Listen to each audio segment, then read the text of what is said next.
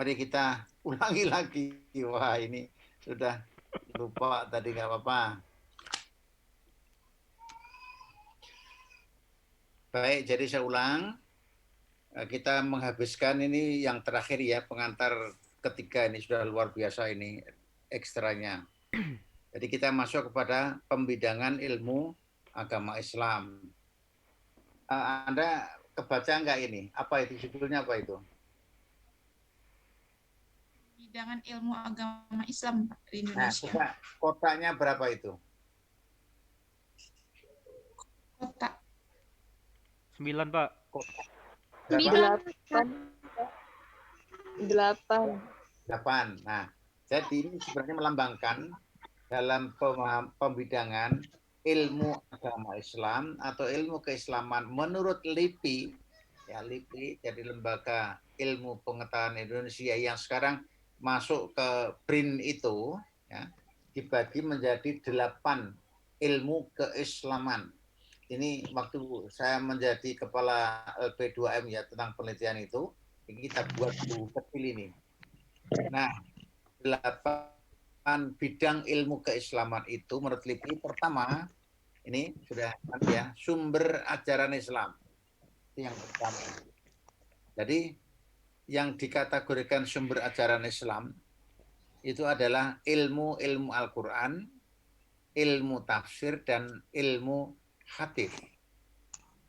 Nah, ilmu Al-Quran di sini meliputi ya ada tarikhul Quran, ada asbabun nuzul, ada qiraatul Quran, ada uslubul Quran dan sebagainya. Dan lain-lainnya lebih luas lagi. Yang kedua adalah ilmu tafsir yang mengenai pengantar ilmu tafsir, kemudian tafsir Al-Qurannya sendiri, ada lagi tafsir ayat ahkam, ada namanya madzahibut tafsir, bahkan ada kitab-kitab tafsir ya dan lain-lain.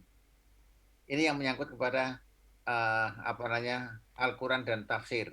Kemudian yang kedua adalah ilmu hadis, mulai dari pengantar ilmu hadisnya, ada namanya syarhul hadis, ada hadis ahkam, ada rijalul hadis yang menyangkut kepada perawinya itu, bahkan ada kitab-kitab hadis. Inilah yang dimaksud dengan sumber ajaran Islam.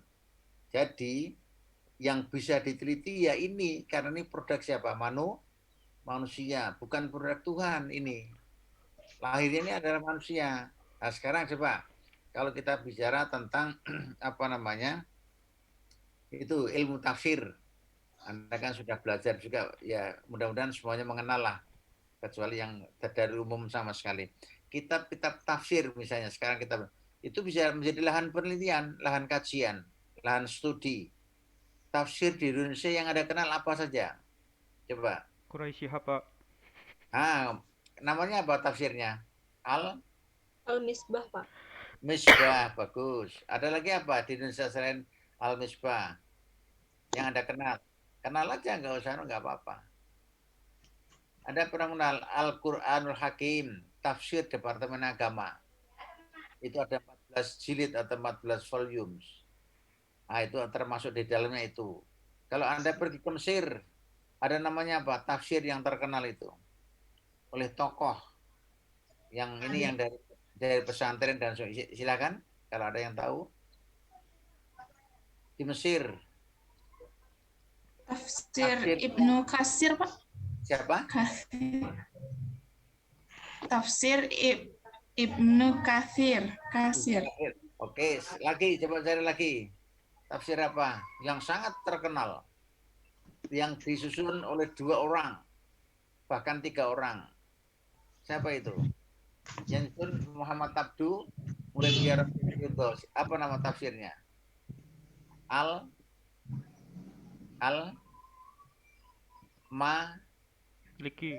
Lain. Al-Manar. Nah, itu jadi tafsir yang disusun oleh Muhammad Abdul Rasyid itu, bahkan Jamaluddin Al-Afghani. Jadi 3 orang, walaupun pemikirannya dari Al-Afghani, tapi yang nulis itu Muhammad Abdul dan muridnya yang namanya Rasyid itu dan sebagainya. Ini hanya nama-nama tafsir, banyak sekali nama tafsir. Yang itu bisa menjadi lahan kajian atau studi atau penelitian. Baik, kemudian yang ilmu hadis ada di situ kan rijalul hadis dan sebagainya. Ada kitab-kitab hadis. Kitab-kitab hadis di dalam mustalah hadis ada apa itu? Hadis yang coba ada berapa kitab yang ada kenal? Sahih Bukhari, Sahih Muslim. Nggak apa-apa. Sunan Abu Daud, Daud. Sunan Sunan At-Tirmidzi. At-Tirmidzi, Sunan Anna Said. Nah, An-Nasai. itu yang dikenal dengan Kutubus Sittah ya. Ada 6 kitab hadis berdasarkan siapa ini? Berdasarkan apa? Ini kan kalau kalau di tempat Syiah nggak ada, hadis-hadis itu nggak laku di mata Syiah. Ini sekaligus sedikit aja lah kita sampaikan. Ini adalah dari ahli sunnah wal jamaah atau ahli sunnah gitu aja lah. Jadi itulah kitab-kitab yang bisa dijadikan lahan untuk kajian. Tidak bisa diyakini, nggak bisa. Tetapi semua tadi sepanjang berdasarkan aturan itu dikategorikan sebagai bisa dijadikan pegangan gitu loh. Jadi Anda bisa memakai berbagai kitab hadis, tapi bisa saja Anda tidak cocok sepanjang itu sumbernya dari apa namanya Al-Quran dan hadis ya dipakai gitu. Baik, ini yang pertama ya sudah. Jadi pembidangan menurut LIPI namanya sumber ajaran Islam, ada 4 bidang ini, maaf 3. Yang kedua adalah pemikiran dasar Islam. Pemikiran dasar Islam itu ada ini dari Usuluddin, ya saya kira ini yang menjadi lahan dari awal. Dulu namanya kan Usuluddin saja, sekarang menjadi apa? Usuluddin dan pemikiran Islam. Nama fakultasnya dirubah. Pemikiran dasar Islam itu ada 4. Jadi yang pertama adalah ilmu kalam, yang kedua filsafat, yang ketiga tasawuf ya atau ilmu tasawuf, yang kelima adalah yang keempat perbandingan agama. Jadi comparative study of religion. Oke, ilmu tauhid yang dikaji apa? Pertama sejarahnya. Sejarah itu bisa pada klasik, pada tengah, pada modern gitu aja lah. Yang kedua adalah aliran-aliran sama, aliran klasik, tengah, modern. Yang ketiga apa? Tokoh klasik ya, tokoh apa? Tengah, tokoh modern. Itu yang menyangkut kepada ilmu kalam. Jadi ada 3 lahan tadi ya, sejarahnya, alirannya, dan tokoh-tokohnya. Yang puas bagi peneliti yang melakukan penelitian tentang ilmu kalam.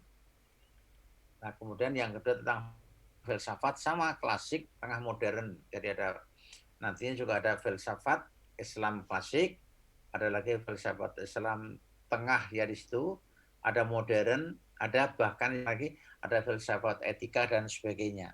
Ini hanya contoh lahan kajiannya. Nah, Anda dengar aja kalau bukan wilayahnya, apalagi sekarang ada konsentrasinya pada wilayah ilmu perpustakaan atau library science. Yang ketiga ilmu tasawuf ya, ada sejarahnya, ada tokoh-tokohnya, dan juga ada alirannya. Yang namanya tasawuf falsafi, ada yang namanya tasawuf akhlaki. Anda kalau nanti lihat dari berbagai tarekat di dalam tasawuf itu juga dimulai dari yang mereka itu falsafi kayak siapa itu Al-Halat ya, Abu Yazid Al-Bustami dan sebagainya itu. Nah, ini lahan bagi yang ingin melakukan kajian tentang tasawuf. Nah, kemudian yang ketiga adalah keempat itu ilmu perbedaan agama, sejarah agama, sosiologi agama, antropologi agama, filsafat agama, dan sebagainya. Nah, semua ini adalah terutama menjadi lahan yang background pendidikannya dari Fakultas Usuluddin dan Pemikiran Islam. Nanti ini di DL itu artinya masih banyak yang lain yang pada wilayah ini. Nanti bisa dilihat di dalam pembidangan menurut LIPI tadi. Itu yang kedua. Jadi yang pertama tadi sumber ajaran Islam, yang kedua pemikiran dasar Islam. Yang ketiga hukum Islam dan pranata sosial. Ada dua, jadi yang meliputi usul fikih ya. Yang pertama hukum Islam itu usul fikih. Di dalamnya macam-macam, ada apa usul fikih, mazhab-mazhab ya, perbandingan mazhab. Kemudian ada filsafat hukum Islam dan seterusnya atau dan lain-lain. Nah, fikihnya sendiri, fikih Islam, ya ada tarikh tasyriknya, kemudian perbandingan madhab, itu juga ada di dalamnya, dan beberapa hal yang menyangkut kepada persoalan keilmuannya. Kalau yang pertama itu metodologinya. Kemudian yang ketiga pranata sosial.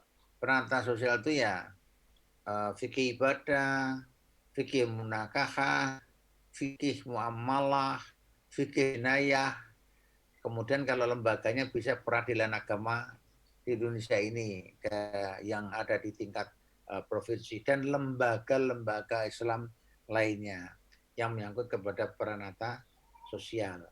Kemudian yang terakhir ilmu falak dan hisab, meliputi ada namanya astronomi praktis, ada perhitungan awal sholat dan arah kiblat, tapi juga perhitungan awal bulan Komariah dan seterusnya. Ini orang-orang syariah ini yang banyak melakukan kajian atau penelitian yang menyangkut kepada hukum Islam dan pranata sosial. Ini yang ketiga. Yang keempat ada sejarah peradaban Islam. Sejarah peradaban Islam itu ada dua, sejarah Islam dan peradaban Islam, berbeda itu ya.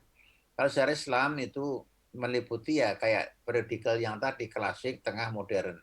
Kalau saya bilang klasik, tadi belum saya tanya, mudah-mudahan semuanya udah paham.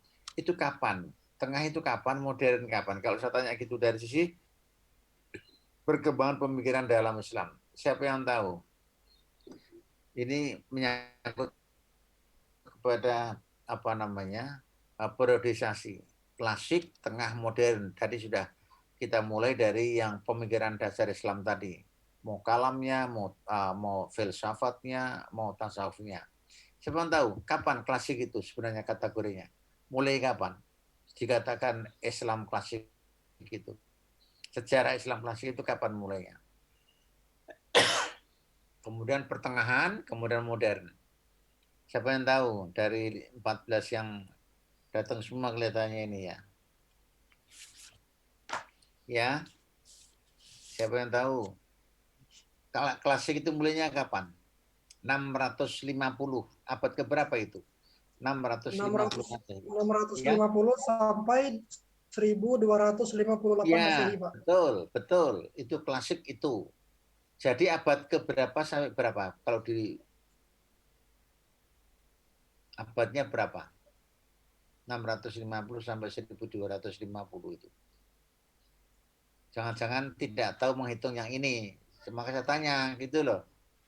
Abad ke-7 Masehi, Pak. Ya, 650 itu abad ke-7 Masehi. Jadi kalau sudah mulai dari 601 itu sudah masuk pada kategori abad ke-7. 1250 itu abad keberapa? Ayo. Kan sampai 200.000 tadi kamu katakan 1250 tadi kalau nggak salah itu tadi. Abad keberapa itu? Abad ke T13 awal toh.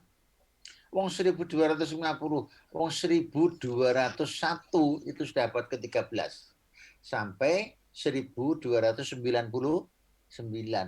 itu abad ke-13. Jadi sampai pertengahan abad ke-13 itu adalah kategorinya periode klasik. Gitu lah kalau nanti berarti abad ke-13 pertengahan ke belakang ya itu tengah kan gitu. Tengah jadinya kapan? 1250 sampai ada tadi kalau dibuka aja apa namanya Google-nya biar lebih cepat gitu. Yang penting kan kita tahunya kok itu. Jadi 1250 sampai berapa? 1000 1700. Ya, 1800 Masehi. 1800. Nah, 1800 itu sebenarnya kategorinya abadnya keberapa? 9? 19. Ya, tetapi ada dua pandangan. Abad itu sebenarnya adalah abad Puritan, periode Puritan, pemurnian Islam, kembali kepada Quran hadis. Itu dalam pemikiran Islam dikategorikan itu tidak termasuk klasik sebenarnya itu. Abad 18 itu yang dimotori siapa? Muhammad bin yang dikenal di gerakan Wahabiyahnya itu. Muhammad bin Abdul Wahab, tokohnya yang di Arab Saudi. Oke, tidak apa-apa, kita ini hanya sekedar mengenalkan aja kok. Kemudian abad modern berarti dimulainya kalau Delianon abad ke-19, tapi kalau Harun Nasution abad ke-20. Jadi 1901 itu sudah dalam kategori abad modern. 1901 sampai belakang. Baik, ini sekedar untuk aja yang belum tahu, itulah kira-kira gitu periodisasinya.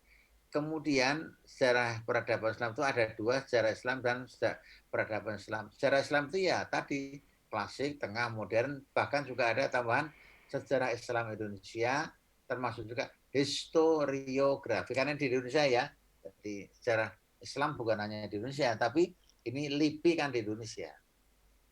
Kemudian ada historiografi Islam. Yang kedua adalah peradaban Islam yang dikaji apa? Arkeologi Islam, arsitektur Islam, kaligrafi, kebudayaan Islam, sains Islam, dan seterusnya. Itu yang menyangkut peradaban. Dua-duanya ini dikembangkan, diteliti oleh peneliti yang dari background-nya dari fakultas adab. Anda kan ada yang dari adab, saya kira akan mengenal ini.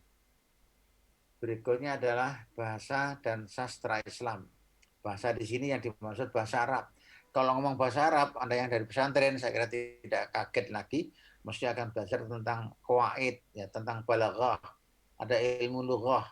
Nah, sebangsa ini ada lagi ilmu bayan, ilmu ma'ani, ilmu arud, dan sebagainya. Itu yang menyangkut pada bahasa Arab. Nah, tadi ini tulisan penelitiannya menyangkut pada tentang qawaid, tentang balaghah, tentang ilmu lughah, ya, ilmu bahasa itu. Kemudian yang kedua sastra Arab, meliputi kesusastraan Arab, ada tarikh adab, ada perbandingan sastra dan sebagainya. Ini adalah juga lahan secara kebetulan pembidangan nomor 4 dan 5 ini menjadi lahan kajiannya bagi yang background-nya dari fakultas adab. Ada yang dari fakultas adab nih, kalian nih. Banyak saya kira, bukan. Ya banyak kan, ini kan sekarang kebetulan IP itu termasuk yang dulu diplomatika, sekarang menjadi S1 di adab gitu loh. Saya kira ini mengenal ini, kalau enggak ya kebangetan gitu. Saya teruskan. 6. Pendidikan Islam. Ya. Pendidikan Islam itu termasuk ya pengajaran, menyangkut kepada persoalan asas-asas pendidikan Islam, menurut LIPI ya, metodologi pengajaran Islam, perbandingan pendidikan Islam, administrasi dan supervisi pendidikan Islam ini menyangkut pada field. Jadi lembaganya maksud saya di sini. Nah, kemudian yang kedua adalah ini ada ilmu nafsil Islami. Ya udah yang menyangkut pada jiwa Islam. Ada juga perkembangan, ada ilmu jiwa sosial. Ini semua dalam lahan dari pendidikan Islam. Ada dua ini. Yang ketujuh itu namanya dakwah Islam ya, fakultas dakwah. Dulunya dakwah itu awalnya itu di Fakultas Usuluddin ada jurusan beragama, jurusan dakwah, dulunya filsafat. Nah, terus dipecah yang menyangkut beragama dan filsafat masih di Usuluddin dan pemikiran Islam sekarang ini, tapi untuk dakwah sudah menjadi fakultas sendiri yang dikembangkan dari berbagai itu. Nah, di sini nih jadi tentang ilmu dakwah, tentang sejarah dakwah, ya, sejarah penyiaran dan penerbitan Islam, ada bimbingan sosial keagamaan. Sekarang kalau nggak salah ada namanya BKI ya, itu wilayahnya dakwah, masih ada di pusat itu BKI. Yang tadi IP, kamu itu IP ya, kalau nggak salah. IP itu mestinya sudah harus masuk di fakultas adab, tapi belum siap, belum ada doktornya lah kira-kira gitu. masih dicentilkan di pusat, yang nantinya lepas dan itu menjadi wilayah estetikanya sambungnya itu dari strata satunya Fakultas Adab. Karena disitulah yang ada dulunya Diplomatika, terus menjadi S1. Sekarang ini S2. Mestinya kamu di Fakultas Adab. Nggak apa-apa, ini masih nitip-nitip, itu nggak apa-apa. Nah sudah, ini yang menyangkut kepada BKI itu ya dakwah memang. Sekarang masih dititipkan di pusat, bahasa saya pusat ya, di universitas lah.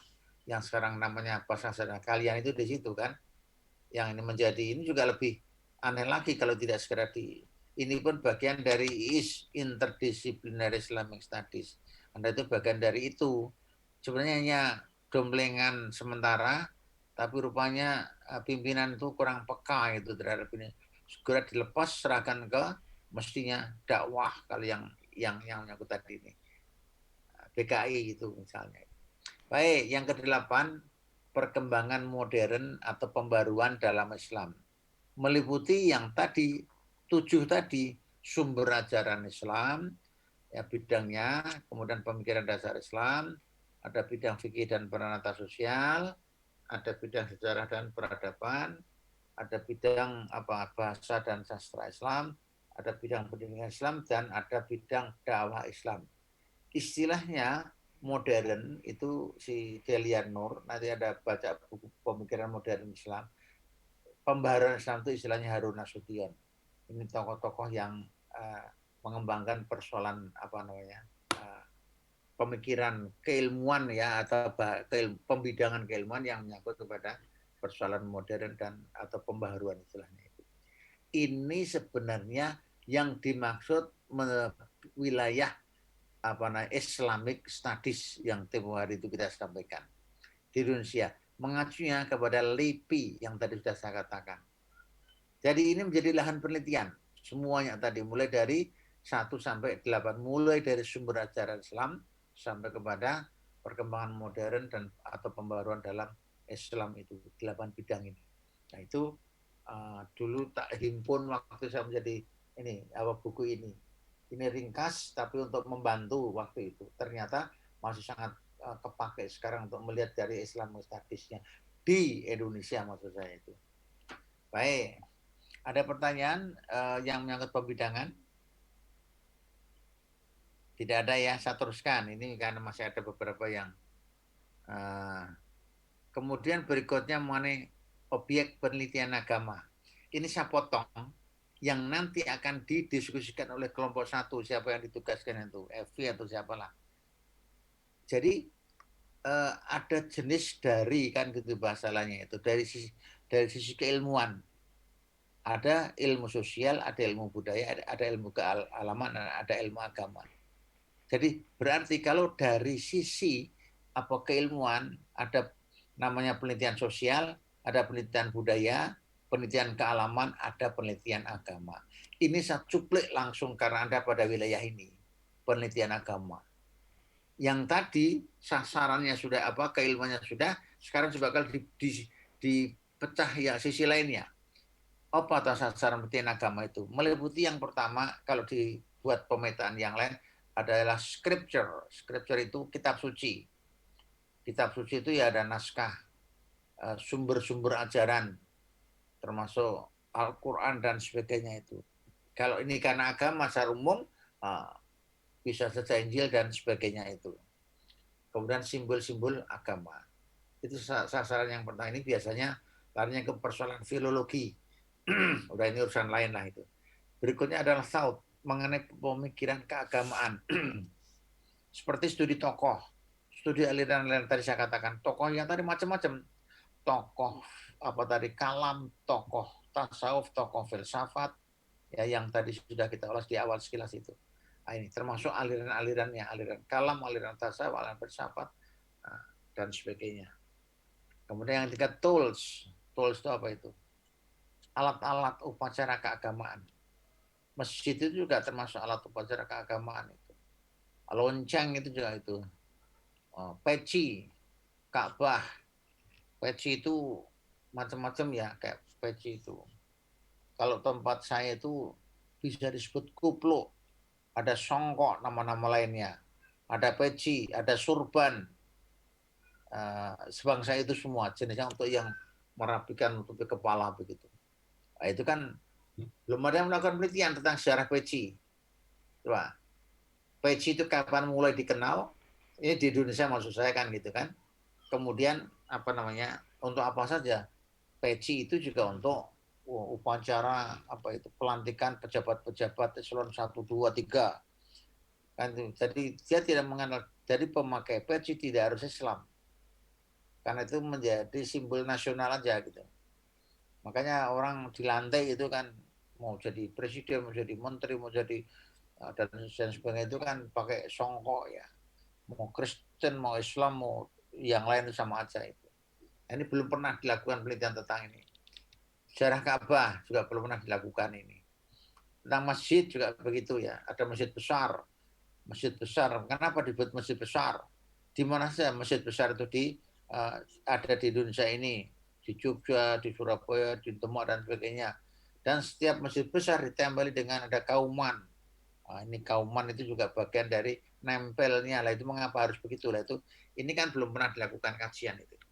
Sudah ada maksud saya, tetapi itu menjadi lahan yang bisa dikembangkan. Baik, saya teruskan. Objek penelitian agama yang lain ada social interaction.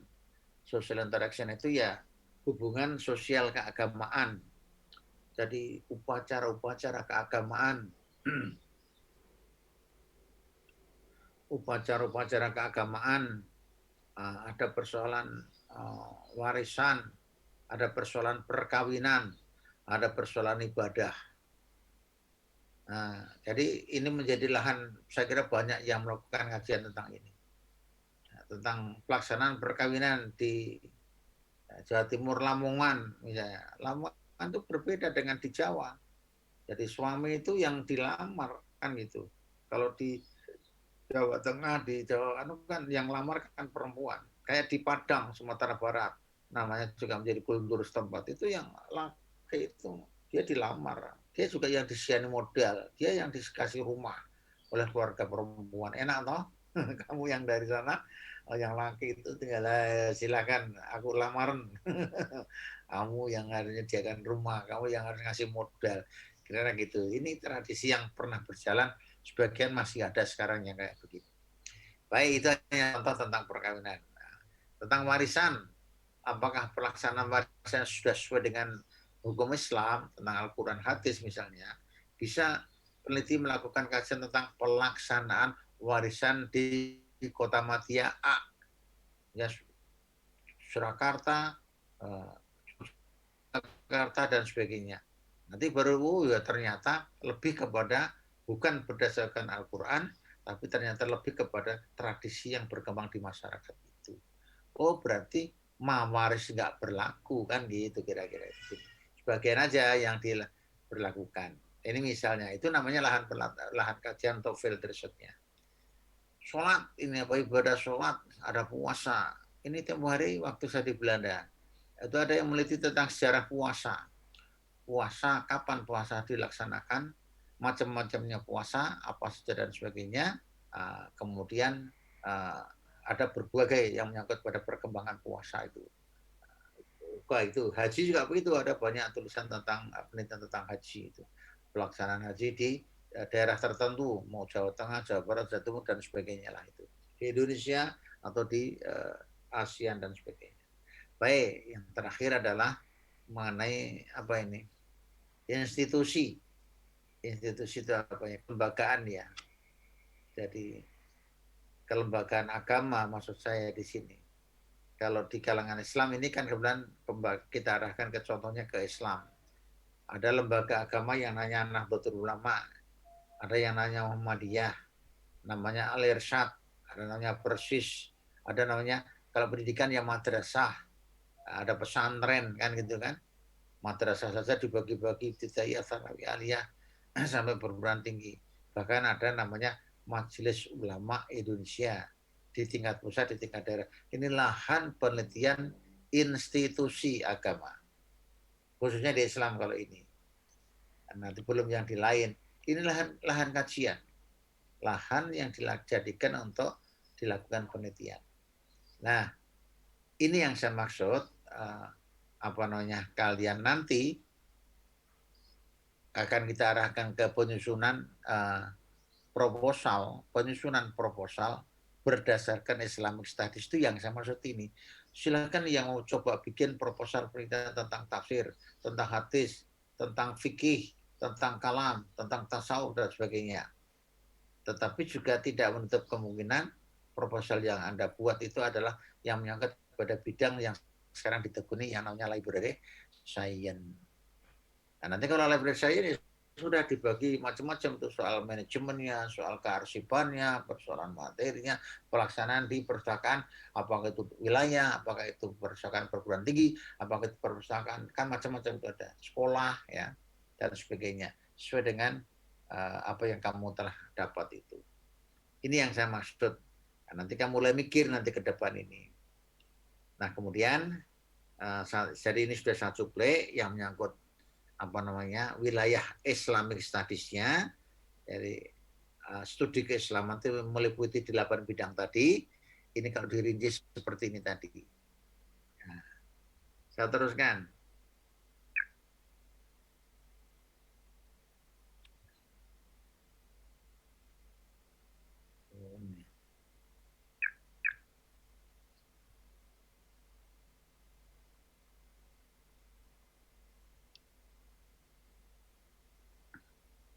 Oh, ini saya kecilkan dulu deh.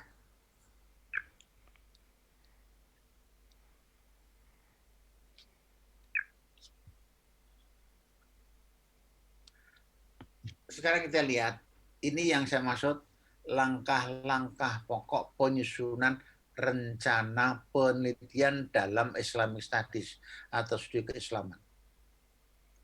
Bahasa lainnya kalau kamu dalam rencana buat tesis itu ya proposal lah. Proposal. Apa yang pokok pointersnya?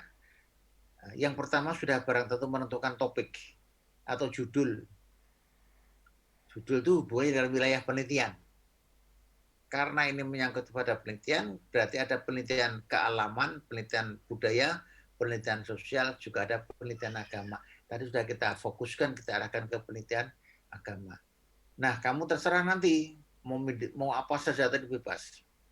Judul nanti dalam membuatnya.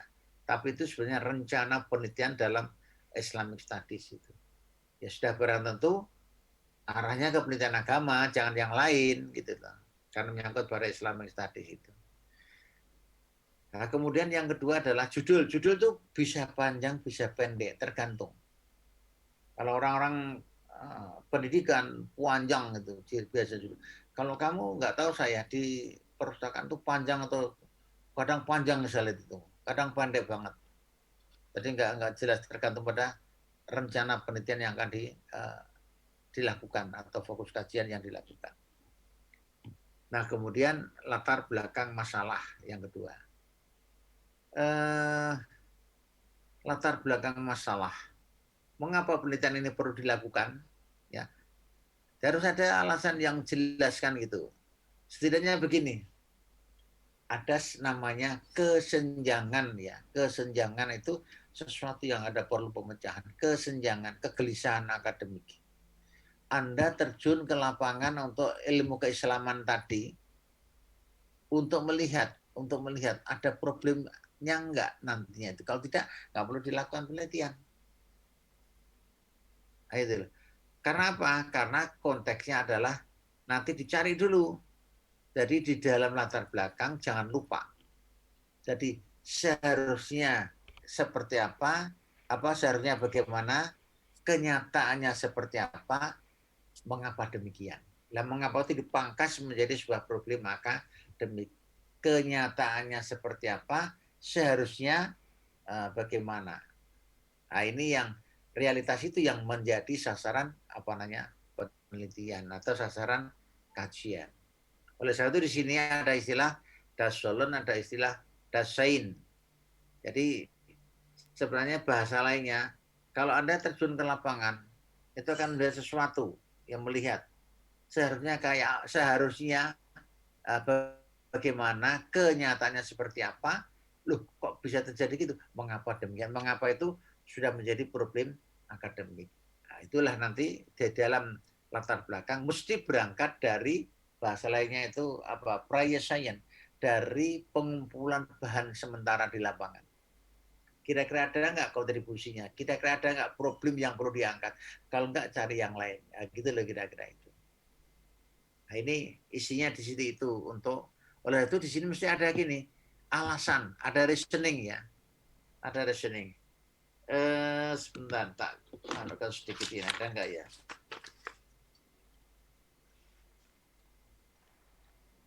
Saya dulu dapat pengalaman yang cukup berharga. Latar belakang itu dibuatnya sebentar ya, tak gambarkan apa, tak buat bagan sedikit.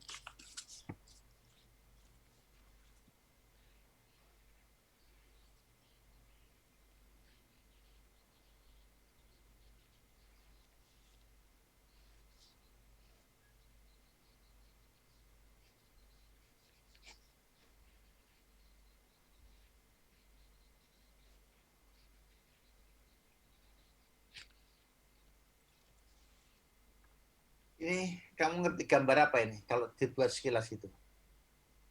Ini untuk menunjukkan pola pikir deduktif induktif. Ini ngerti? Ini namanya piramid terbalik. Ini menggambarkan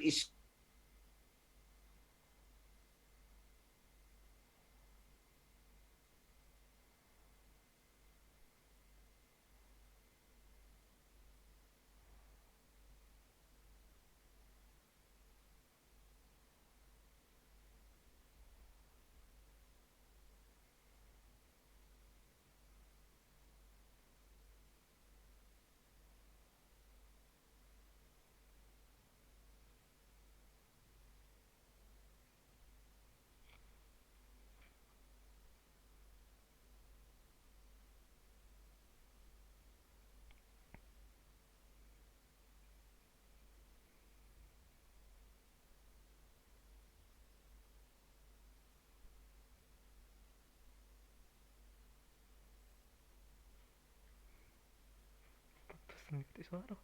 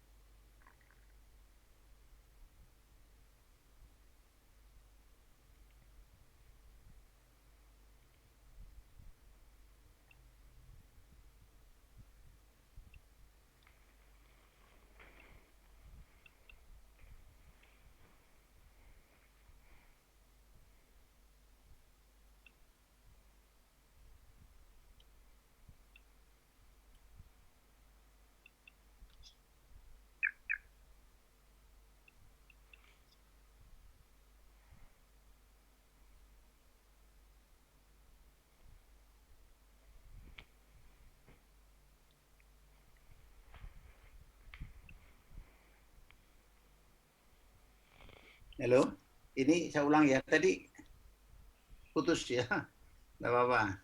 Saya teruskan. Jadi ini gambar piramid terbalik untuk menggambarkan gimana cara bikin latar belakang. Itu ada mungkin nggak kelihatan atau kelihatan, saya nggak ngerti. Setidaknya itu ada kotak-kotak. Ini agak nggak jelas itu ya. Ke bawah, ke bawah, ke bawah, ke bawah. Semakin mengerucut itu ada bidang-bidang yang harus dimulai. Kapan harus memulai? Dari mana memulai pembuatan latar belakang? Masa gitu loh. Nanti di sini ada kesulitan nanti itu. Jadi dari biar tidak terlalu jauh, tapi jangan juga langsung jujuk begitu. Jadi itu bahasa lainnya kan di sini mengenai berpikir secara deduktif ini dari induktif ya.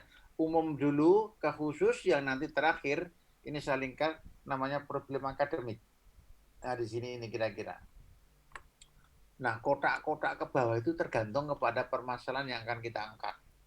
Yang nanti dituangkan di dalam sistematika ya pembahasan.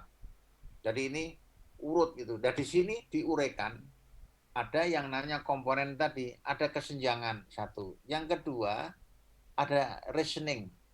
Mengapa seorang peneliti melakukan kajian tentang itu? Nah ini yang perlu harus ada reasoning, ada alasan. Jangan sampai tidak ada alasan. Nah, dan di situ ada kesenjangan yang nanti ditarik menjadi problem akademik.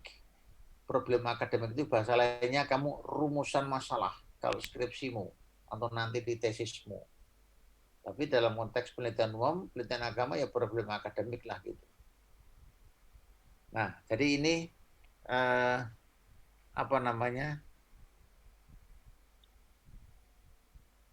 mengenai latar belakang masalah. Dua itu penting sekali untuk diisikan di dalam piramid terbalik ini. Dari mana harus memulai dan berakhir sampai di mana. Nanti kita cobalah gitu. Atau coba sekarang ada nggak yang Anda punya gambaran? Siapa yang punya judul? Saya tanya dulu. Sekedar aja. Apa saja yang menyangkut pada penelitian agama, mau tafsir, mau hadis, mau perpustakaan, mau yang lainnya. Siapa yang punya? Saya hanya ingin sedikit nyuplik gitu aja, sedikit aja. Nanti kan kita diskusikan pada diskusi-diskusi yang akan datang. Siapa yang punya judul penelitian bahasanya, penelitian agama? Di antara yang 14 ini. Silahkan, siapa yang punya, dicatat kecil, dibacakan. Saya biar dengar, nanti akan sedikit saya komentari. Hanya sampel aja. Gimana ya membuat latar belakang masalah. Itu loh kira-kira. Karena ini paling berat. Skripsimu, hakikatnya di sini di punjernya. Tesis yang kan dibuat nanti, juga di situ nanti. Bahkan nanti disertasi juga sama begitu. Ini yang paling berat.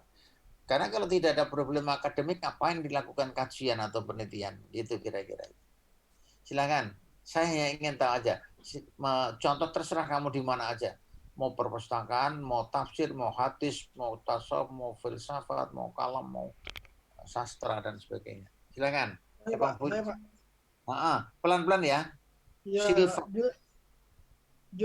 topiknya tentang transformasi perpustakaan sebagai wadah pengembang potensi masyarakat, Pak. Sebentar, saya hanya tak tulis yang pokok-pokoknya. Transformasi perpustakaan sebagai wadah pengembang potensi. Nah, sebentar. Ini kan nanti sekaligus sambil dikoreksi proposal judulnya itu. Iya, Pak. Jadi transformasi perpustakaan sebagai wadah apa tadi? Sebagai wadah pengembang potensi masyarakat. Sebagai wadah potensi ya? Iya. Nah, coba lihat itu. Ini kalau saya tanya, sisi lain nggak apa-apa, kan kita lebih ke praktisnya. Sebenarnya ini field research atau library research? Nanti yang akan dibahas minggu yang akan datang tentang pengertian jenis-jenisnya itu. Library research, Pak. Library research? Ya. Coba. Ayo, yang lainnya ikut mikir ini sekaligus. Karena ini sedikit dipraktekkan, sedikit aja. Transportasi perpustakaan sebagai wadah potensi tadi ya? Ya, transformasi, Pak. Transformasi. Ya, Transformasi ya Pak. loh bukan. Ini judulnya kan kira-kira saya tanya, ini jenisnya library atau field itu dulu yang saya tanya itu pemilahannya. Lapangan Pak kayaknya Pak. Ya, Field. Penelitian lapangan, Pak. loh, kamu jangan bolak-balik Silva. Kamu tadi library sekarang field. Nah, kamu jelas dulu ini yang saya maksud itu. Iya Pak. Ada, nggak apa-apa. Kamu minimal kamu sudah mengajukan. Iya. Ini sebenarnya lebih cenderung gini, tambahi potensi itu. Studi tentang bla bla bla Iya. kan gitu. Ada anak Iya. judulnya. Nah, anak judul itu menggambarkan di mana lokasi itu dilakukan kajian, kan gitu kira-kira. Iya. Nah, kan yang akan dicari apanya? Tentang transformasinya. Lalu mengapa itu bisa dijadikan wadah? Pertanyaan saya, ada apa di situ? Ada nggak kegelisahan akademik? Judulmu yang menarik. Gini loh, judul itu ya, yang menarik ya, atau bahasa lainnya problem akademik atau masalah. Jadi gini loh, yang pertama harus diperhatikan. Ya. Ada masalah. Masalahnya itu baru atau lama. Satu. Yang kedua, menarik atau tidak. Yang ketiga, researchable. Ada datanya tidak. Baru, menarik, tapi tidak ada datanya. Kan ya bunuh diri di perjalanan. Nah, itu kira-kira. 3 rumus ini penting ini. Maka kan nggak perlu kita nanti diskusinya itu nyangkut pada pengertian-pengertian. Itu sekedar di awal aja. Itu bukunya Pak Sugiono yang nanti akan disampaikan siapa nanti itu. F atau siapa terserah nanti. Nah, jadi 3 hal ini baru menarik, datanya ada. Tidak setiap yang menarik itu datanya siap. Tidak setiap yang menarik baru, kayak gitu ya. Bisa saja yang lama. Nah, ini putar-putarnya di situ. Baik, itu hanya sekedar kriteria umum. Tapi mengapa itu dilakukan kajian? Ada reasoning. Pertanyaan saya, ada apa tuh kajian tentang transformasi perpustakaan sebagai wadah potensi itu? Ada apa? Kegelisahannya apa? Jadi ini berangkat dari pandangan masyarakat. Jadi pandangan masyarakat tentang perpustakaan kan hanya berdasarkan sebuah ruangan yang berisikan buku-buku. Nah, pandangan masyarakat belum mengarah kepada bahwa perpustakaan. Sudah, saya bawa Fargi. Kasusnya mana itu? Kasusnya di mana itu? Kasusnya belum di ini kan Pak. Nah, maksud saya kalau field research harus jelas. Itu nanti berarti studi tentang bla bla di kan gitu di masyarakat misalnya Yogyakarta, di masyarakat kan gitu Madura atau masyarakat gitu. Jadi jelas masyarakat itu kan luas. Kan ada ukuran, ini nggak ada ukuran kalau kamu kayak gitu. Sangat idealis tapi nggak kena itu tidak nanya mengerucut tadi loh nanti gitu. Nah, ini saya belum menggambarkan tentang piramid terbalik tadi. Kalau itu field research, dari mana harus memulai latar belakang itu tadi? Ini pekerjaan. Kamu pokoknya nanti akan ketawa semua. Skripsimu itu jauh dari retorika dalam penelitian mungkin begitu. Nanti aja jangan sekarang. Sekarang sekedar kita belajar dari pengalaman yang lain itu. Karena apa? Itu kamu hanya asal nulis mungkin begitu. Jangan-jangan malah rumusan masalahnya nggak ada di dalam latar belakang. Dan jangan-jangan kesimpulannya itu tidak jawab masalah yang seperti kita diskusikan minggu yang lalu. Oh, itu berarti kalau nggak akan bubar semua. Itu kan kamu ketawa nanti itu. Tidak apa-apa. Namanya kita juga sambil mengevaluasi dari ini pengalaman menulis skripsi itu. Jadi mengapa kamu lakukan kajian tentang transparansi perpustakaan sebagai wadah di daerah tertentu itu? Berarti harus ada kesenjangan dulu. Berarti harus kamu apa? Prior research. Datang dulu ke wilayah yang akan ditempati, ada nggak itu tadi? Lah kalau nggak jangan ditulis. Itu loh kira-kira kelemahan gitu. Ya, karena nggak ada kontribusi. Ini yang saya maksud contoh itu kayak begini tadi. Kamu udah bagus, sudah memberikan contoh ya. Nah, nanti kan diperbaiki. Kalau yang ini nggak kena kan gitu. Karena kamu oke, tidak apa-apa. studinya di mana kan belum jelasin misalnya. Tapi untuk debat proposal harus sudah ada jelas dulu yang nanya riset pendahuluan, yang saya katakan prior research, bahwa di situ ada masalah yang menarik, ya, datanya ada, kan itu kan, ada kontribusi, kemudian ada masalah apa, ada kesenjangan. Nah, itu harus disiapkan. Karena apa? Lahirnya masalah dari latar belakang. Kalau itu tidak ada problem, ngapain? Nanti akan putus. Lu kok tahu-tahu ujuk-ujuk ada problem akademik, mau di latar belakang nggak disinggung sama sekali. Putus kan itu nggak benar. Ya, itu aja gitu loh. Dalam penyusunan proposalnya. Nanti kamu akan lihat skripsimu. Kamu bukan lagi jadi semua deh skripsimu itu. Kira-kira nanti ini pakailah anggap sementara itu, misalnya gitu loh. Nah, kalau yang akan datang ya silakan aja ditata lagi. Ya. Sudah paham ini ya, hanya gambaran ya, nanti kita praktekkan piramid terbalik itu dari mana harus memulai. Ini kalau mau memulai ya nanti menggambarkan sekilas di mana wilayah itu di tingkat provinsi, baru fokus kemana itu, ya, gitu loh. Urut sampai kepada yang terakhir, mengapa itu yang menjadi fokus kajian. Kan perpustakaan di sini banyak, misalnya gitu kan. Masyarakat pun juga harus jelas masyarakat mana. Kalau masyarakat saja nggak terukur, nggak bisa diteliti itu loh kira-kira. Baik, tidak apa-apa. Ini sudah memberikan satu, oh iya ya ternyata nggak gampang kan gitu toh. Nanti ditata lagi. Udah nggak apa-apa, sudah. Saya teruskan. Ini namanya latar belakang. Melatar belakangnya masalah. Masalah sudah tidak perlu lagi kita diskusikan, wong tembar sudah ya. Jadi setiap problem yang perlu pemecahan dan lahirnya masalah itu dari latar belakang. Latar belakang didapat dari observe atau prior riset pendahuluan. Itu loh gitu loh. Baik, nanti ada landasan teori juga. Landasan teori itu apa toh? Fungsinya apa toh teori itu? Fungsinya apa? Sebagai pisau analisis. Untuk menganalisis. Caranya apa? Ya mesti ada pandangan-pandangan yang pernah dilakukan oleh para penulis sebelumnya, atau istilahnya para peneliti, atau tulisan yang menyangkut pada penelitian itu sendiri, gitu loh. Nah, sudah. Nah, ini nanti di sini pasti juga akan bicara tentang kegelisahan akademik, ya.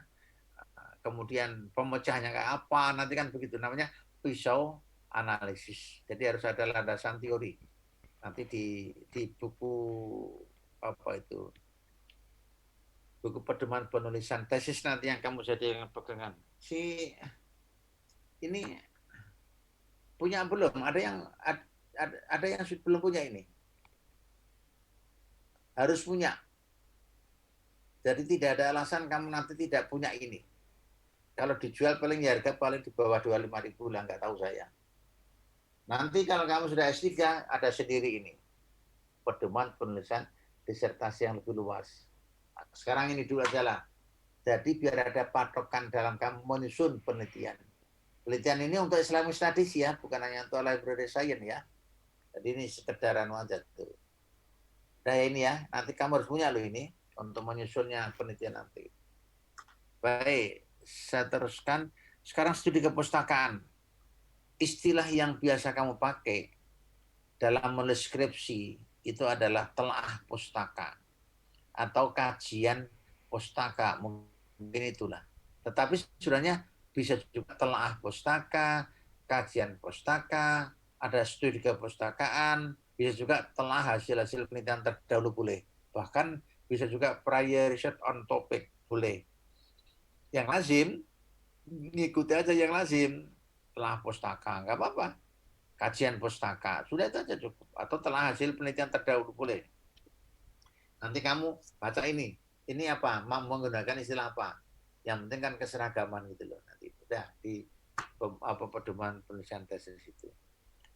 Nah, apa namanya? Apa yang harus dituangkan di dalam telaah pustaka? Catat, nggak ada di sini kamu. Pertama, ya telaah pustaka itu kajian pustaka bukan jajar pustaka loh ya. Apa yang harus diteliti, harus ditelaah atau yang dikaji? Pertama, setelah mengumumkan judul, ya judul dulu. Oke, kita buat yang agak kaku dikit nggak apa. Judul, terus siapa penulisnya tadi? Penulisnya, Kemudian berikutnya apa? Rumusan sebentar. Apa rumusan masalah? Rumusan masalahnya kayak apa? Nah, terus pendekatan yang digunakan apa?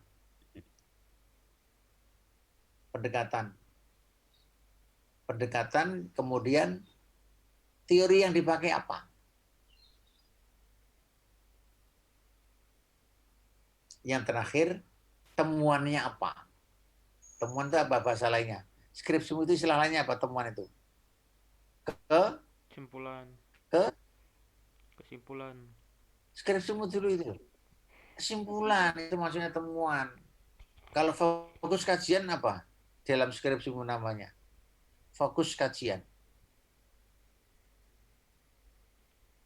Ayo, jangan menunjukkan kelemahanmu ya. Ini kan hal yang sangat-sangat lazim dalam dalam riset lah itu.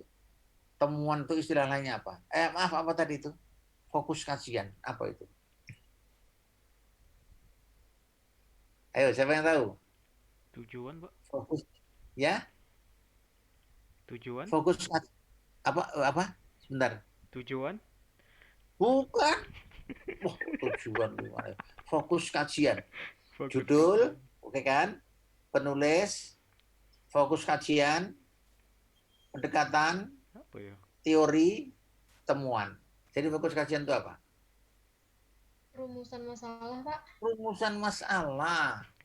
Bahasa Tidak lainnya terduga. kamu kan, karena kan skripsi itu kan saklek ya, jadi saya buat dengan bahasa penelitian lah gitu. Jadi bahasa lainnya itu fokus kajian itu apa? Rumusan masalah. Fokus sama Atau batasan sama nggak, Pak? Enggak. Beda ya? Batasan kan bukan rumusan. Kamu itu gimana? Dalam melahirkan rumusan perlu batasan. Wah, ini kadang-kadang kamu terjebaknya di sini nih. Belajar metodologi karena kurang pengalaman gitu loh. Kadang dosenmu juga tidak menjelaskan, itu hanya retorikanya. Padahal itu sebenarnya tidak usah pakai batasan pun nggak ada masalah. Dari latar belakang ada kegelisahan, tarik menjadi kesimpulan, tarik menjadi Rumusan. masalah yang namanya problem akademik, selesai sebenarnya. Itu loh masalahnya itu. Nggak ada nanti kamu nulis disertasi pakai batasan, tesis pakai batasan, itu sebenarnya nggak perlu itu. Kalau KKN itu perlulah kamu. Ada ini buat laporan ya gitu. Jadi tidak harus selalu menggunakan batasan, tapi langsung problem akademik nggak apa-apa. Nggak apa-apa, ini sebagai perbandingan dan nanti kamu akan pelajari, baca bukunya lagi dan sebagainya. Baik, itu ya. Jadi 4 hal atau 5 yang harus dituangkan di dalam telaah pustaka atau kajian pustaka. Pertama judul, oke, pengarang tadi masih dalamnya ya, judul. Kemudian yang kedua apa? Rumusan masalah atau apa tadi? Fokus kajian. 3 apa? Pendekatan yang dipakai. 5 apa? Teori yang dipakai. 6 apa? Temuannya apa atau kesimpulannya apa. Sudah, harus itu nanti. Hati-hati ya nanti ya kamu. Nanti kamu nulis proposal yang akan kita buat itu, kita tugaskan, cukup 2 saja, nggak usah banyak-banyak. Karena ini hanya untuk memberikan gambaran rangka pikir kita. 2 aja kamu bisa menemukan benar, saya udah puas itu. Nggak usah banyak-banyak. Kalau tesis tidak boleh sesuai dengan problem yang diangkat. Ini enggak. Ini proposal penelitian, ya. Tetapi untuk melihat benar enggak ya menulis mengisi tentang telaah pustaka itu. Nah, ini pekerjaan semua ini kamu nanti itu.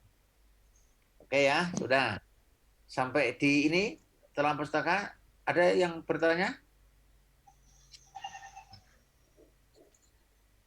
Kalau saya tanya sekarang, dia aja ini, kamu rekam kembali, ngapain toh dilakukan telaah pustaka itu? Kalau saya tanya gitu, bahasa ini relaxnya itu loh. Kok tidak pakai kajian pustaka itu untuk apa toh? Kalau tidak gitu gimana? Gimana? Ayo mikir ini pokoknya. Sampai jam 5 loh nanti tidak kayak. Ayo ngapain ada telaah pustaka? Kalau ada tanya gitu gimana?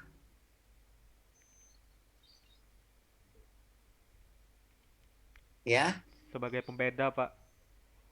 Apa kok pembeda saja kan nggak menarik. Tapi apa dalam metodologi apa itu?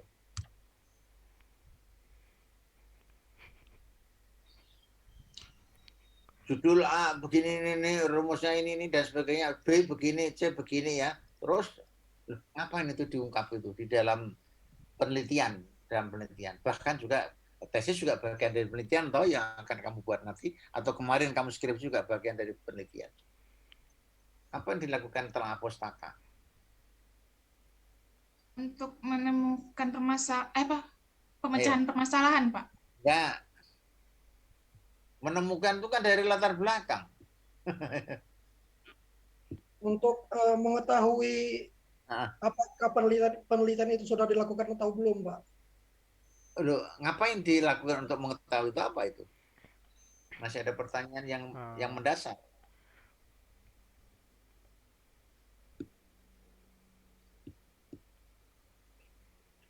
Ayo, lebih fokuskan lagi. Untuk memastikan, Pak, untuk memastikan adanya perbedaan antara penelitian yang sedang diteliti. Apa maksudnya memastikan di situ? Ya, menelaah dari penelitian terdahulu, Pak, bahwa ya itu justru yang ditanyakan ngapain ada telah dari penelitian terdahulu atau telah pustaka itu. Ngapain? Ayo, jangan suka miring-miring.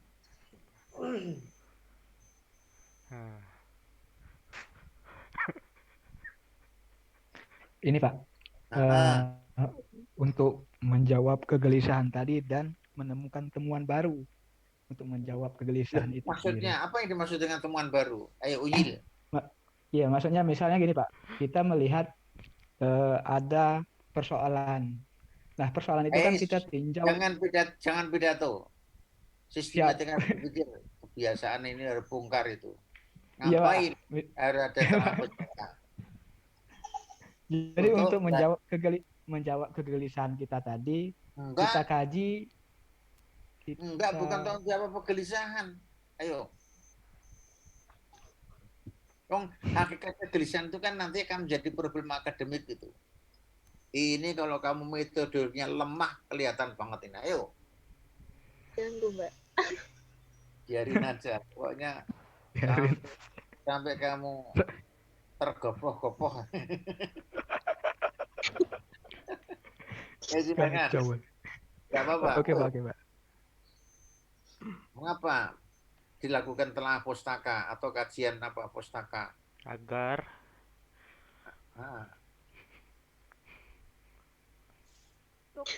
untuk ini Pak, untuk membedakan penelitian terdahulu dengan penelitian yang sedang kita lakukan.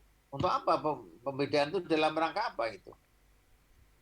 Kan kalau misalnya penelitian kita sama dengan penelitian terdahulu, berarti kan penelitian kita itu tidak ada masalah baru gitu Pak. Cuman kalau kita melakukan penelaahan itu berarti kan kita mengetahui bahwa penelitian terdahulu itu dengan penelitian kita itu ada perbedaannya gitu Pak. Setelah mengetahui perbedaan itu untuk apa itu? Apa yang dicari perbedaannya? Agar tidak sama, Pak. Ya, apa istilah lain tidak sama? Plagiat, Pak. Plagiat, Pak. Plagiat betul, itu yang saya maksud. Wah, kamu itu gimana? Mutar-mutar sistematik aja kok. Jadi, telah pustaka itu dalam rangka apa? Menghindari daur ulang. Ya. Sekaligus juga untuk menghindari lahirnya plagiat.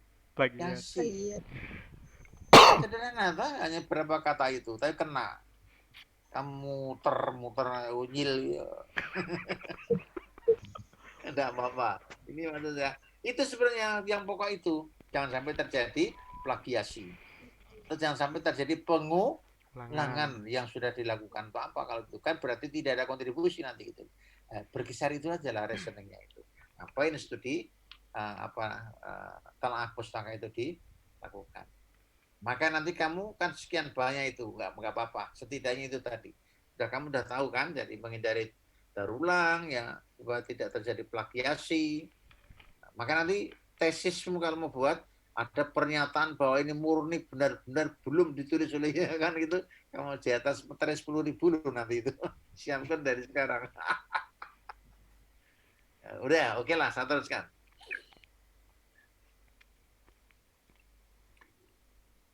Kemudian tadi apa tadi? Studi keperpustakaan sudah. Terus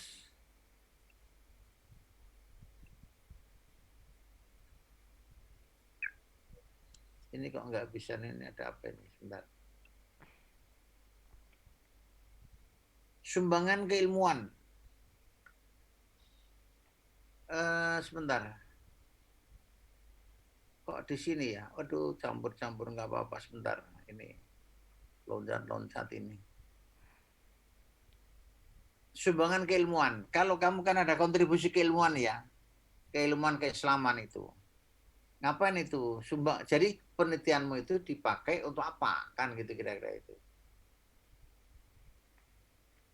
Dipakai untuk bisa menolak, bisa mempertanyakan, ya, bisa menyempurnakan dari penelitian yang terdahulu bisa, atau sama sekali baru. Bahasa lainnya itu mengembangkan, ya, memperdalam juga bisa yang lainnya. Maka nanti gini, kalau kamu buat tesis ya, bisa diangkat lebih jauh lagi menjadi disertasi. Sudah pernah tentu dia dari berbagai aspek kan gitu. Itu yang dimaksud itu. Baik, saya teruskan. Metode saya pikir nggak perlu lagi ya, sudah diskusi panjang sampai peloh gitu. Jadi metode itu apa? Cara mencapai itu tujuan. Tujuannya apa? Kesimpulan. Ya udah nggak apa-apa untuk melahirkan kesimpulan lah gitu. Sudah. Sekarang ini pendekatan. Ada komponen pendekatan. Pendekatan itu apa toh? Cara pandang atau paradigma yang terdapat dalam bidang keilmuan yang digunakan. Jadi memandangnya dari sudut keilmuan. Ini yang dimaksud itu. Jadi apa? Pendekatan nggak bisa itu tidak ada, harus ada sudut pandang. Kamu mau nonton ini dari sudut pandang, dari kacamata apa gitu bahasa lainnya itu. Apa itu maksudnya ilmu apa? Gitu loh. Ilmu sosial, ilmu budaya, ya. Sosial juga ada dari sosiologi. Oke, dari teori sosiologi yang dipakai kan begitu juga nanti itu. Itu pokoknya yang kota ini. Paham ini yang dimaksud ya? Udah nanti ini kan merekam kembali dari yang pernah kamu praktikkan dalam menulis skripsi lah gitu kira-kira. Saya teruskan.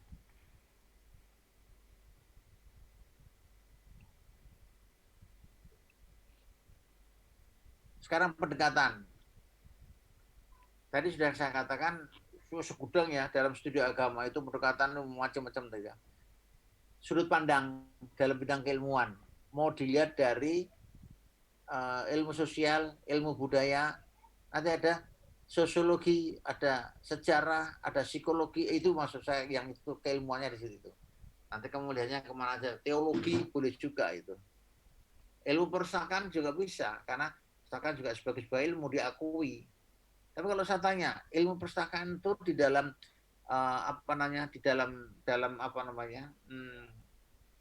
pengelompokan keilmuan JUE ada nggak? Di mana kamu tempatkan tuh? Library Science itu, JUE Decimal, DDC, JUE Decimal Classification itu. Kira-kira ditaruh di mana itu? Ilmu perpustakaan itu. Mulai dari general works-nya, ya, kemudian hubungan dengan yang pertama itu apa itu? Tentang filsafat, ya, bahasa kan, religion itu, religion itu agama, terus dan sebagainya sampai kepada history and geography yang terakhir itu.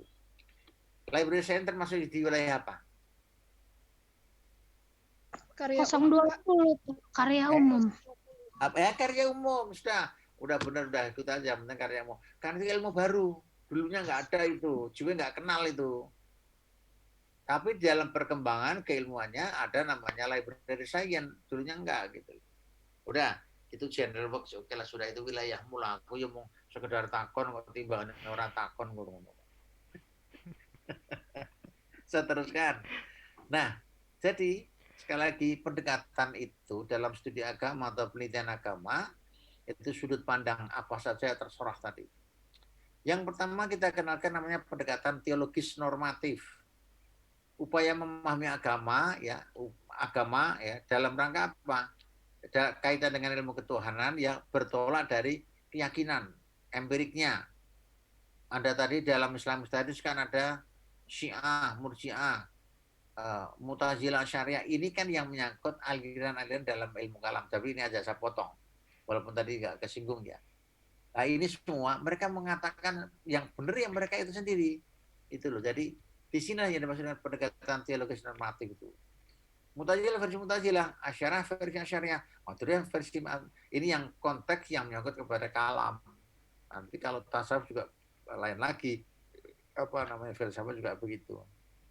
Udah tak potong itu aja. Yang kedua, pendekatan antropologis. Pendekatan antropologis itu ya agama ditonton dari praktek ya keagamaan. Kamu jangan nonton normanya, bubar nanti itu. Tapi bagaimana agama itu dipraktekkan. Jadi yang dilihat adalah realitas yang terjadi di kalangan masyarakat.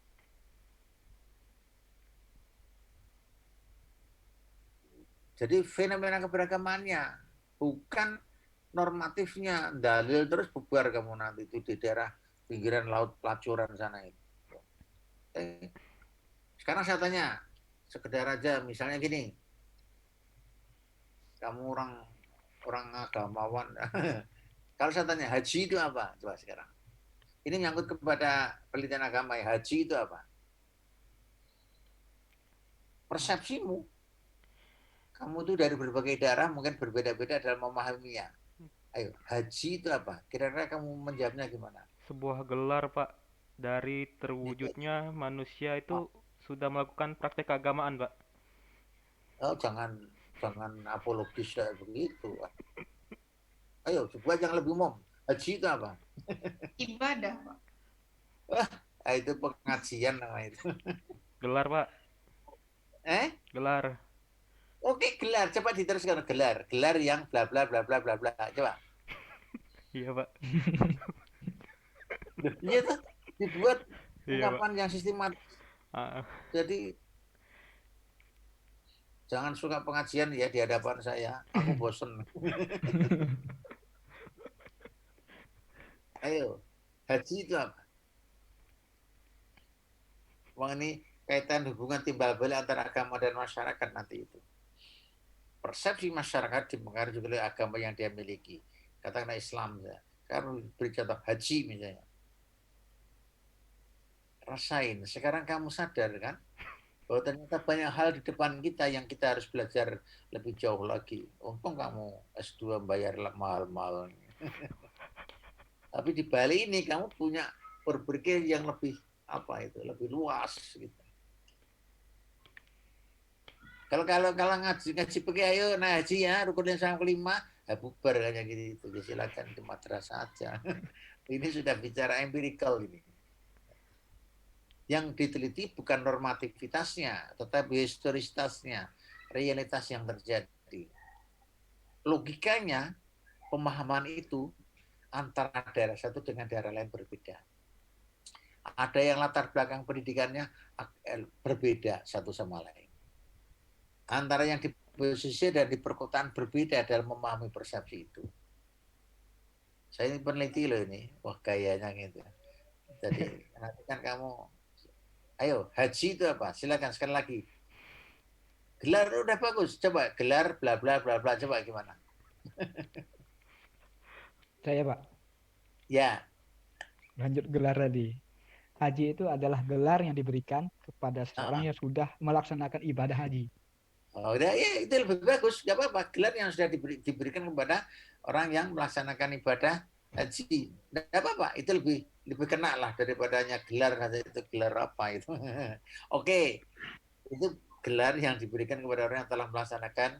Bahasa lainnya nanti kamu terserah melaksanakan rukun Islam kelima, boleh juga. Itu kan persepsimu, gitu loh. Oh namanya realitas yang terjadi persepsi masyarakat kan. Nah, ya enggak, kamu persepsimu enggak salah, itu persepsimu. Ada persepsi lain? Wah, coba sekarang. Seolah-olah kamu pergi ke daerah tertentu gitu loh. Kok gitu ya? Nanti kan kamu akan timbul begitu mungkin. Oh, itu juga tergantung di mana kamu persepsi itu kan ragam itu. Ayo, siapa? Baik, sekedar saja ini maksud saya yang namanya apa itu realitas keberagaman itu tadi lah. Jadi haji, oke, gelar yang diberikan kepada orang yang telah melaksanakan apa tadi rukun Islam ke-5 dan kata ini ada lagi dan istrinya lebih dari satu. Kamu jangan kaget, oh dasar kamu orang pesantren ya. Di daerah tertentu, masyarakat tertentu, nggak ada yang haji itu istrinya hanya satu gitu loh. Ini namanya empirical. Kamu jangan kaget. Ini maksud saya kalau dalam penelitian ya begitu itu realitas yang terjadi di kalangan masyarakat tertentu. Siapa dari Jawa Barat ini? Contoh aja ini. Di Belanakan, siapa yang udah tahu? Kerawang masuk ke dalam itu. Nggak tahu nggak apa-apa. Kamu pernah dengar kesenian dombret? Rasain sekarang. Kesenian dombret. Kesenian Jaipongan ngerti? Itu mana itu? Jakarta kan? Batavia. Baik, sekarang kalau dompet di mana? Mirip-mirip yang kayak gitu. Nah, ini saya ngomong begini adalah realitas yang terjadi di masyarakat. Saya tidak usah cerita tentang kesenian dompet, paling ya kamu hanya dengar aja, nggak paham. Paling tidak kesenian yang dimulainya malam untuk menghibur nelayan yang baru pulang dari melaut. Udah, itu di era jadi saya itu terjun dalam penelitian antropologi. Nah, di supervisornya dari UI, Pak Parti Suparlan dan beberapa yang lain. Kopior kalau sudah bicara gitu itu. Pengamatan kita harus imajinatif, tajam. Suruh nyatet, kamu tuh nyatet apa? Begitu kan ya. Kamu sekarang tak balik, kamu gantian rasain. Nah ini hanya sekedar aja. Jadi simbol keberagaman itu yang diteliti. Realitasnya kayak apa? Gitu loh. Jadi kalau dalam kacamata fikih ya benar haji itu ya. What the heck?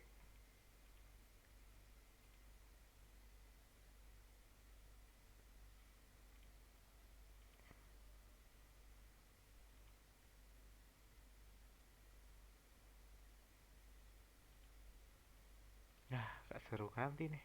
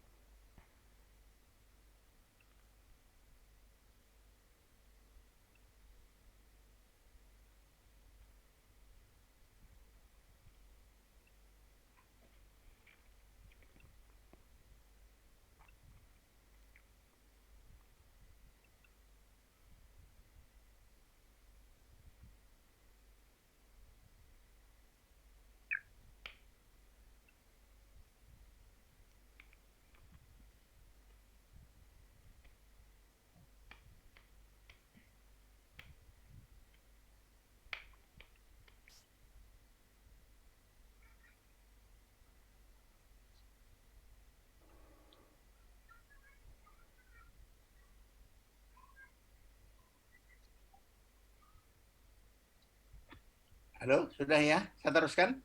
Wah, besok tolong Evi di passcode-nya diganti deh. Mau mikir-mikir nanti C23 macam-macam. Tulis saja Reset Metopen. Jadi enak gitu loh, dasar ngubah balik ke asli nenek dasar.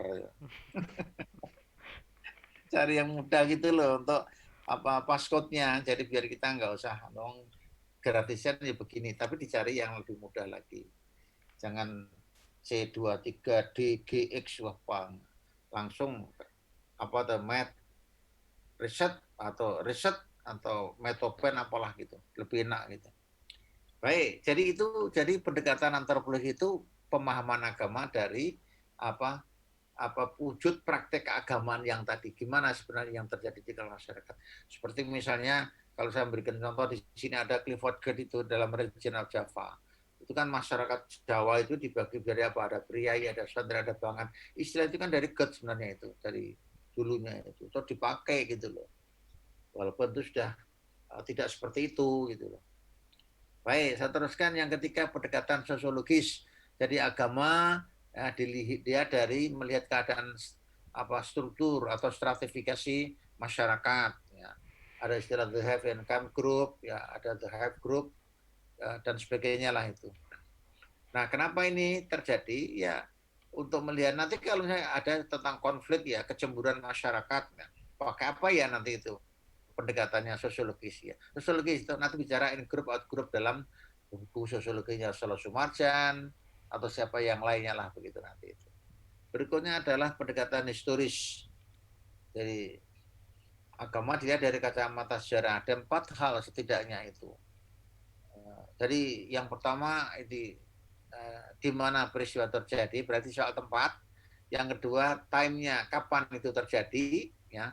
Tentang problemnya apa, ya, kemudian pelakunya siapa. Selalu ada itu kalau sejarah itu. Jadi ada tahunnya atau periode lah gitu. Ada apa namanya tempat ya di mana itu terjadi, kemudian objeknya apa, yang terakhir itu yang terlibat siapa atau pelakunya siapa. Sudah tidak usah sana ya kalau kamu mau mencari dari sisi sejarah ya harus ini tadi. Batasi tahun tertentu gitu loh. Jadi tidak mungkin keseluruhannya. Ada lagi pendekatan filosofis. Jadi memahami agama itu dengan melihat hakikat sesuatu yang dibalik peristiwa itu sudah barang tentu. Karena dibalik peristiwa itu ya harus menggunakan pemikiran yang mendalam, lebih sistematis gitu loh. Udah itu aja lah. Dan lain-lain itu segudang mengenai pendekatan. Jadi tidak perlu harus hanya sampel aja lah. Nanti kamu dalam membuat proposal itu bisa dilihat dari ini tadi dan masih banyak yang lain yang menyangkut pada pendekatan atau sudut pandang. Mau ditonton dari kacamata apa keilmuannya gitu loh. Bisa filsafat, bisa sejarah, bisa sosiologi, bisa psikologi, bisa teologi, macam-macam lah. Baik, saya kira cukup itu ya yang perlu saya sampaikan. Menyangkut kepada kelengkapan yang ini akhirnya kepotong mesti harus kuliah ketiga kemarin, kedua ya, terpaksa harus menambah yang ketiga ini kalau nggak salah ini, lupa saya. Nah, ini saya teruskan sedikit aja, pembuatan proposal sekarang gini. Makalah bahasanya sebenarnya arahnya ke proposal. Pertama, ya sudah barang tentu proposal ini nanti kamu mengikuti ini ya pedoman apa ini namanya ini buku ini pertama ya mesti akan membawa judulnya apa ini yang saya tulis ini tidak lengkap jadi nggak apa-apa isi makalahnya pertama judulnya apa yang rencana kamu buat Islamic Studies itu masalah sumber ajaran Islam tadi masalah Quran masalah hadis yang tadi uraiannya sekilas. Apakah juga masalah pemikiran dasar Islam apa tadi itu? Ada kalam, ada tasawuf, ada filsafat, ya. Ada juga yang lain-lain tadi tentang peran sosial, ada tentang apa yang adab itu apa itu sejarah Islam, kebudayaan Islam dan sebagainya. Tetapi juga tidak menutup kemungkinan Anda menfokuskan kepada perpustakaan nggak apa-apa. Karena perpustakaan dalam JUE itu termasuk general works, bisa dimasukkan sebagai lahan kajian. Buktinya kamu nanti juga akan bikin tesis yang menyangkut pada IP kan, ilmu perpustakaan dan informasi. Lah, karena ini semester berapa ya kamu? Kamu semester berapa tadi ini? 2, 3? 1, Pak. Oh, 1 ya. Ya udah, kamu terserah nanti baca mengenai apa judul-judul yang ada yang menyangkut kepada penelitian atau Islamic Studies. Apa? Judul-judul yang menyangkut apa tadi itu? IP atau Islamic Studies secara kamu bebas. Wong ini kulit. Ini yang pokok kan nanti akan kita praktekkan kayak apa atau membuat rumusan apa kayak apa atau membuat apa tadi latar belakang masalah dan sebagainya. Setidaknya ada latar belakang, ada sense of academic crisis itu ya permasalahan yang tadi saya katakan fokus kajian, ada juga mengenai ada sebenarnya tujuan. Ini tidak ada di sini. Tujuannya apa? Melakukan kajian itu. Nah, kemudian baru telaah hasil penelitian terdahulu atau telaah pustaka. Ya. Kemudian tentang metodologi. Nah, kemudian juga tentang ruang lingkup penelitian, pembahasan lah nanti begitu. Sumbangan keilmuan, kemudian kesimpulan dan daftar pustaka. Sudah, jadi nanti ini tuangkan dalam proposal. Nanti dilengkapi sendiri, ini ada tambahan ya, nanti lebih fleksibel. Intinya nanti harus kena lah begitu. Ini di buku ini, buku pedoman penulisan tesis ini ada 2 ini. Pedomannya sekaligus bagaimana cara membuat catatan kaki, bagaimana cara membuat edit, ya, kemudian juga macam-macam di sini. Nanti kamu buat proposal yang Islamic Studies tadi, 8 bidang tadi. Anda mau milih yang mana? Kalau tidak itu, terapi ke general works yang menyangkut library science juga nggak ada masalah. Bebas. Ada pertanyaan? Wah, lama juga ini ya. Kesel. Mau nanya, kamu harus belajar berpikir ekspresi sistematis. Tadi pokoknya jangan cerita, jangan pengajian. Wah, kayaknya ngomong saya bisa ngomong bebas kan ya. Silakan. Saya izin bertanya. Ya, silakan. Iya Pak. Yang selama ini kita ketahui kan ada pendekatan kualitatif sama kuantitatif Pak. Jadi kemarin saya di S1 membahas tentang metode campuran. Apakah di Uinsuka sendiri bisa menggunakan tersebut? Nah, nanti itu didiskusikan pada diskusi yang akan datang. Kita akan bicara tentang pengertian metodologi, pengertian penelitian, kemudian tujuannya, terus mengenai jenis-jenis dari berbagai aspek. Di situ nanti kita didiskusikan gitu. Sudah saya sampaikan kalau itu di outline-nya FI sudah kelihatan, sudah dibagikan belum? Setidaknya kan nanti dibagikan tuh maksudnya sekalian tanggalnya dirubah FI. Halo FI, tanggal yang minggu kemarin kan kita libur. Ya, nanti itu dirubah tanggal sekarang ini.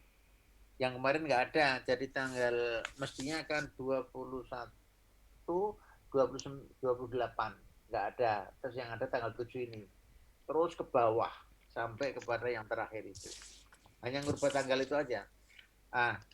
Apa di situ udah ada form yang diberikan oleh FI yang sudah disampaikan ke saya, setidaknya oke, seperti itu. Terus diskusi yang akan datang, yang mestinya minggu sore ini, tapi karena mundur gitu kan, akhirnya besok minggu depan diskusinya. Yang pertama mengenai ini siapa kelompok itu, kalau nggak salah Evi, kalau atau lupa lah saya itu yang membuat siapa nanti. Baru berikutnya urut nama-nama sudah dicantumkan oleh Evi. Kamu siap pada minggu berikutnya terus sampai pada akhir. Ngerti yang saya maksud? Nah, nanti di situ kamu akan bicara tentang itu tadi. Kalau kualitatif macam-macam nanti. Jadi itu jenis penelitian dari berbagai aspek. Itu loh. Aspek keilmuan tadi sudah saya cuplik dikit. Ada ilmu sosial, ada ilmu budaya, ada ilmu kealaman, ada ilmu agama. Kayak gitu tadi ya. Nanti ada lagi dari aspek data, bla bla bla bla bla. Nanti akan diuraikan oleh pertemuan diskusi pertama, pertemuan keempat. Itu loh ya. Diskusi pertama, pertemuan keempat. Nanti sampai pertemuannya ke-14, jangan lebih dari 14. Aku nggak mau. Udah ya. Apalagi nanti aja sabar dikit. Pada pertemuan yang akan datang nanti kita kamu singgung lagi aja, nanti kalau lupa kan saling mengisi. Kan kita akan ngisi. Nanti Ujil kan bisa ngomong, memberikan bantu sumbangan pikiran apa. Baca itu dalam buku metodologi. Kalau itu masih pada tataran teoritisnya gitu loh. Bukunya kan sudah buku metodologi penelitiannya kemarin siapa itu kualitatif itu Pak Nungwajir sama Pak siapa kemarin yang tebel-tebel itu. Pak Sugiono. Ini bukunya ini. Apa itu judulnya itu? Metodologi penelitian kualitatif ini. Nah, ada lagi itu ini. Apa ini? Cara mudah menyusun skripsi, tesis dan disertasi ini Pak Profesor Sugiono. Dan buku-buku yang lain terserah kamu di S1 dulu lah. Mau apa itu bukunya Kipun Coronengrat, mau bukunya Suwirnan Surahmat, Suharsi Marikunto, banyaklah itu. Nanti S. Nasution. Jadi kamu terserah mau buku apa saja itu. Yang penting nanti coba di-match-kan dengan ini itu. Pak mau nanya Pak. Ya, nanti, mau nanya terkait buku Pak. Oh, apa? Alvin. Ya. Ada buku yang saya temuin itu Pak, dilarang mengutip sebagian ataupun seluruh buku ini dalam bentuk apapun tanpa izin dari penerbit. Kalau kita sebelumnya udah mengutip, tapi penelitiannya udah terbit ke jurnal artikel gitu, gimana Pak? Apakah izinnya masih perlu? Nanti aja, jangan sekarang. Sabar sedikit gitu aja, gayanya semangat. Orang nanti film kok kamu itu. Nanti kalau sudah pada kutipan, kita masih bicara pengantar aja kok setelah mau berkesimpulan. Iya, tadi kan bicara tentang pengutipan toh. Ada nanti kutipan langsung, ada kutipan tidak langsung, ada parafrase. Kan kamu udah di S1 dulu.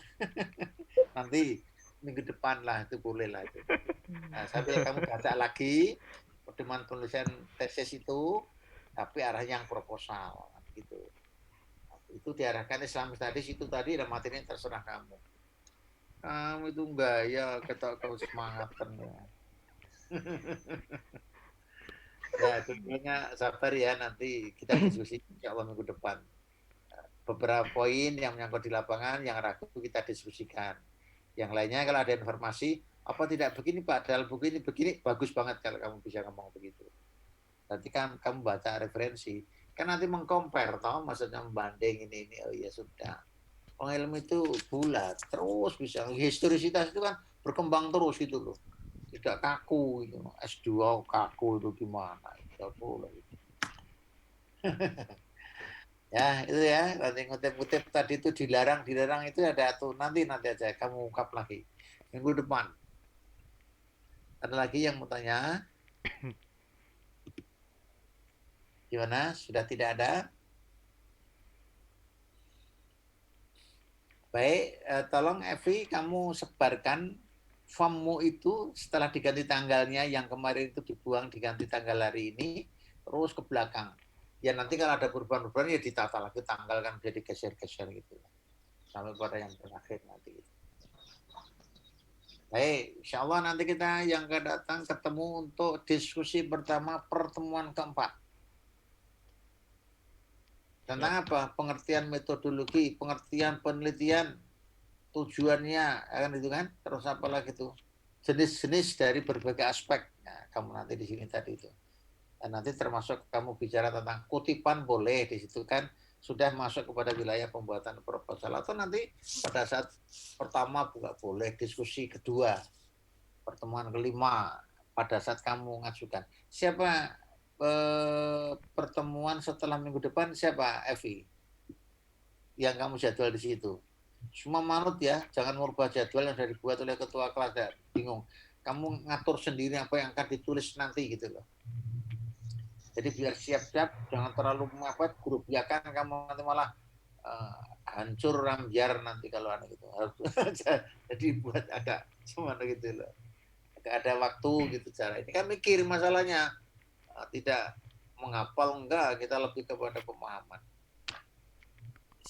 Siapa Evi yang itu? Halo Evi, kamu jangan tidur.